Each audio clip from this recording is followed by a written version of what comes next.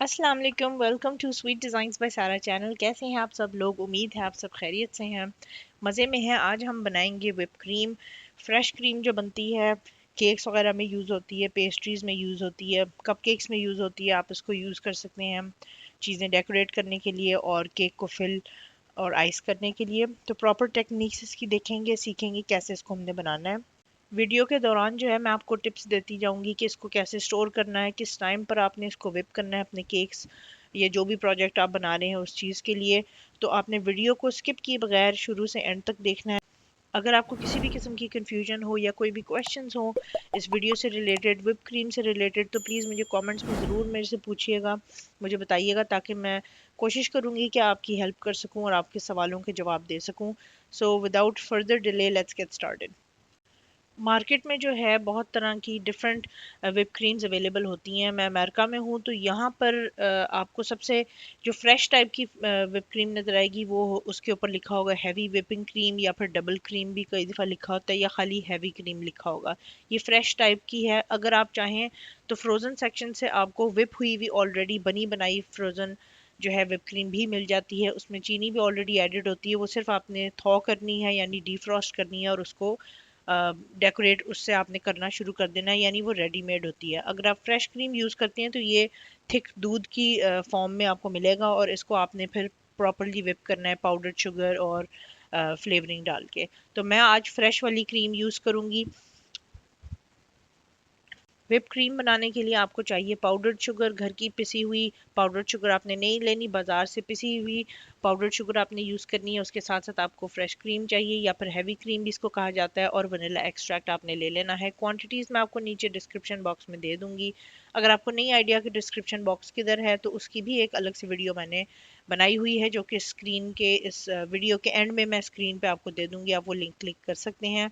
सारी रेसिपीज़ जो है मैं आपको रिटर्न फॉर्म में देती हूँ ताकि आपको किसी किस्म की कोई कंफ्यूजन ना हो और आपको एग्जैक्ट क्वांटिटीज़ मिल जाएं। तो अगर आपके पास मेरी तरह का स्टैंड मिक्सर नहीं है तो नो प्रॉब्लम, आप एग बीटर भी यूज़ कर सकते हैं। फ़र्क सिर्फ इतना है कि एग बीटर में आपको 15 से 20 मिनट लग सकते हैं इस क्रीम को विप करने में, और अगर आप स्ट्रॉन्ग किस्म का कोई स्टैंड मिक्सर यूज़ कर रहे हैं तो आपको 10 से 12 मिनट लगेंगे इस क्रीम को विप करने में। तो सबसे पहले हमने ले लेनी है अपनी विप क्रीम। ख़ास ख्याल कुछ चीज़ों का आपने ये रखना है कि आपकी जो whipped क्रीम है वो बहुत ठंडी होनी चाहिए। आपने उसको प्रॉपरली फ्रिज में अच्छा चिल किया हो। और दूसरी बात ये है कि कोशिश करें कि जो बर्तन आप यूज़ करें अपनी क्रीम को whip करने के लिए, यानी जो आपका बर्तन होगा ग्लास का या स्टील का जो बॉल होगा, उसको भी आप कोशिश करके बेहतर है अगर फ्रीज़र में आपकी जगह है तो फ्रीज़ कर दें 30 मिनट के लिए, या अगर फ्रिज में जगह है तो 1 डेढ़ घंटे के लिए उसमें रख दें। प्लस जिस चीज़ से आप विप करेंगे उसको भी आपने अंदर रख देना है, या एग बीटर के जो विप्स होते हैं वो आपने फ्रीज या फ्रिज में डाल देने हैं। ये बिल्कुल चिल होंगे तो तभी आपकी बेस्ट विप क्रीम तैयार होगी। अगर ये चिल नहीं होंगे तो आपको विप क्रीम जो है अपनी विप करने में टाइम भी ज़्यादा लगेगा, और जिस तरह कई दफ़ा लोगों को प्रॉब्लम आती है कि हमारी क्रीम जो है सही तरह से स्टिफ पीक्स नहीं इसकी आ रही हैं, तो सॉफ्ट पीक्स हैं। तो ये सारी चीज़ों का आपने ख्याल रखना है। काम ये आसान है, लेकिन अगर आप ये छोटी छोटी टिप्स का ख्याल रखेंगे तो बहुत आसानी से आप इसको कर सकते हैं। अगर नहीं ख्याल रखेंगे तो हो सकता है कि आपकी क्रीम जो है सही तरह से विप ना हो।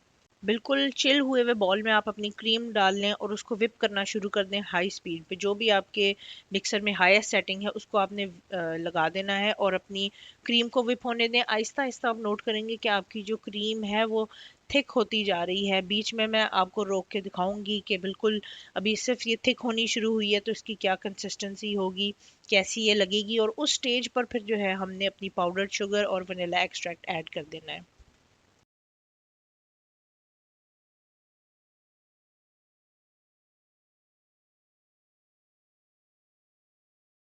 क्रीम आप इस स्टेज पर देख सकते हैं कि ये बिल्कुल थिक दूध की तरह से इस टाइम आपको नज़र आ रही होगी। तो आपने अपनी पाउडर्ड शुगर और साथ ही साथ वनीला एक्सट्रैक्ट डाल लेना है। अगर आप कोई और फ्लेवर का केक बना रहे हैं तो कोई और फ्लेवर डाल लें। और पाउडर्ड शुगर भी आप अपनी मर्ज़ी से कम या ज़्यादा डाल सकते हैं अपनी टेस्ट के हिसाब से। अब दोबारा से आपने अपनी क्रीम को विप करने के लिए छोड़ देना है और हाई स्पीड पर आपने इसे विप करना है।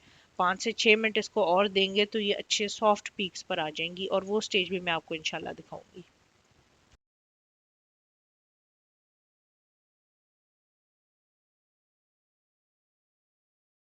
एक बहुत कॉमन प्रॉब्लम कुछ लोगों को आती है, और वो ये कि वो whipped क्रीम जब यूज़ करते हैं तो वो उनकी केक की साइडों से जो है मेल्ट हो जाती है। उसकी दो तीन रीजंस हो सकती हैं। पहली बात ये कि आप whipped क्रीम को कभी भी वक्त से पहले whip करके फ्रिज में ना रखें।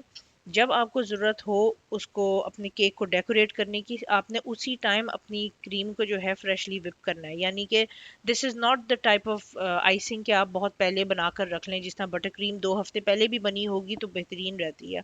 फ्रेश क्रीम को आपने बिल्कुल एन मौके पर इससे अपना केक डेकोरेट करना है, whip करना है इसको पहले, और इससे अपना केक डेकोरेट करना है और इसको फिर सर्व कर देना है इसकी केक को। दूसरा ये कि जब ये लग जाए किसी केक पे तो उसको आपने हर वक्त फ्रिज में रखना है। बाहर आप इस केक को नहीं रख सकते जिस पे फ्रेश क्रीम होगी, ये फ़ौरन स्पॉइल हो जाएगी। ज़्यादा से ज़्यादा आप अच्छे टेम्परेचर पे, यानी नॉर्मल जो रूम टेम्परेचर होता है उसमें आप 1 घंटे के लिए फ्रेश क्रीम की प्रोडक्ट रख सकते हैं। अगर आपका कमरा थोड़ा सा भी गर्म है तो आप इसको फ्रिज में रखें, बिल्कुल जब सर्व करना हो तो तब आपने इसे निकालना है। और इसके अलावा एक और चीज़ का आपने ख्याल रखना है कि जब whipped क्रीम आप whip करने लगें तो वही मैंने आपको पहले बात बता दिया कि अपने बर्तनों को मेक श्योर करें कि बिल्कुल ठंडा रखें, और आपकी क्रीम इटसेल्फ भी बहुत ठंडी होनी चाहिए, तभी आपको बेस्ट रिजल्ट्स मिलेंगे।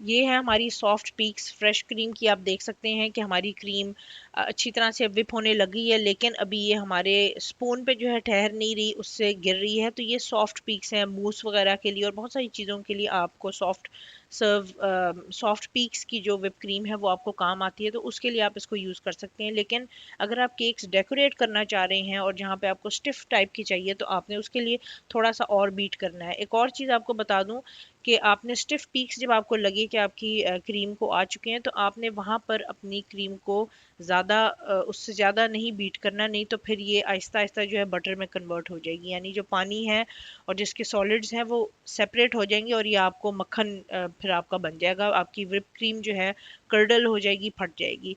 तो आपने बहुत केयरफुली इसको whip करना है just until it reaches stiff peaks.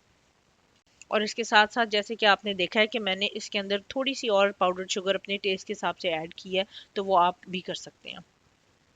Fresh cream जब आपकी तैयार हो जाए तो आपका केक ऑलरेडी तैयार होना चाहिए असेंबल्ड, और उसके ऊपर आप मज़े से अपनी क्रीम को लगाएं, इसको फिल करें इससे अपने केक्स के ऊपर डेकोरेशन करें और फ़ौरन अपनी क्रीम को जो है और अपने केक को फ्रिज में रख दें। अगर आपको कोई भी क्वेश्चंस हैं तो मुझे ज़रूर कमेंट्स में बताइएगा। आई होप कि आज की वीडियो आपके लिए आसान रही हो। इसमें कुछ भी स्पेशल नहीं है, कुछ ख़ास ऐसा नहीं है, सिंपल टेक्निक्स हैं जिनको अगर आप फॉलो करेंगे तो इंशाल्लाह आपकी whipped क्रीम बहुत ही अच्छी रहेगी। बस आपने इसमें टेम्परेचर का ख्याल रखना है कि इसको ठंडी जगह पर रखना है, तो मज़े की आपकी आइटम बनेगी। लास्ट वीडियो मेरी थी पाइनएप्पल पेस्ट्रीज़, उसमें हमने ये फ्रेश क्रीम यूज़ की थी। तो अगर आपने वो वीडियो नहीं देखी तो वो आप देख सकते हैं, उसका लिंक मैं आपको नीचे डिस्क्रिप्शन में और इस वीडियो के एंड पे स्क्रीन पे दे दूँगी। मुझे कमेंट्स में ज़रूर बताइएगा कि आपको मेरी वीडियो आज की कैसी लगी। उसके साथ साथ अगर वीडियो अच्छी लगी है तो इसको एक बड़ा सा थम्स अप दे दें। अपना बहुत सारा ख्याल रखिएगा। मिलते हैं नेक्स्ट टाइम। अल्लाह हाफिज़।